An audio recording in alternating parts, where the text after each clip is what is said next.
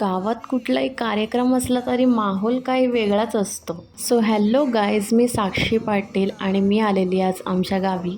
कारण आज होती गावात कुलदैवतांची पूजा. तर तयारी केली आणि लगेचच मम्मीसोबत निघाली मंदिरामध्ये पूजेसाठी जायला. तर गावी आल्यावर मला अतिशय बरं वाटतं. पण एवढ्या उन्हात एवढं तयार होऊन जाणं हा माझ्यासाठी मोठा स्ट्रगल होता आणि खूप ऊन पण लागत होतं. त्याच्यामुळे मम्मीला बोलली, चल आता कसं तरी जाऊया आपण. तुम्हाला आता माहितीच असेल की कुठलाही कार्यक्रम असू दे, आम्ही कधीच वेळेवर पोचत नाही आणि तेच झालं. इथे आरती झाली आणि त्याच्यानंतर आम्ही इथे आलेलो.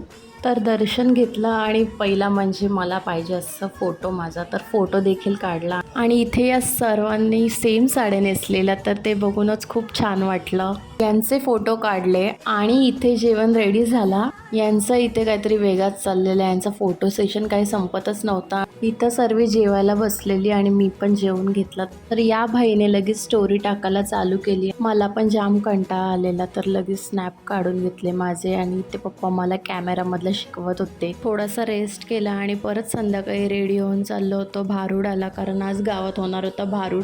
तर मी खूप दिवसांनी ते बघणार होती. तर इथे भारूडाचा प्रोग्राम चालू झाला. खूप दिवसातून असं काहीतरी वेगळं बघायला भेटणार होतं. तर मी खूप एक्सायटेड होती की पुढे काय अजून कार्यक्रम आहेत.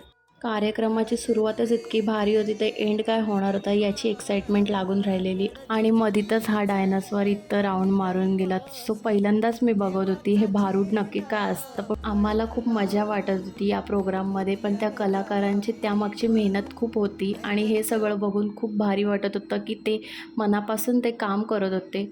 तर या व्हिडिओचा फुल ब्लॉग आपल्या चॅनलवर आलेला आहे. पुन्हा भेटूया अशाच नवीन ब्लॉगसोबत.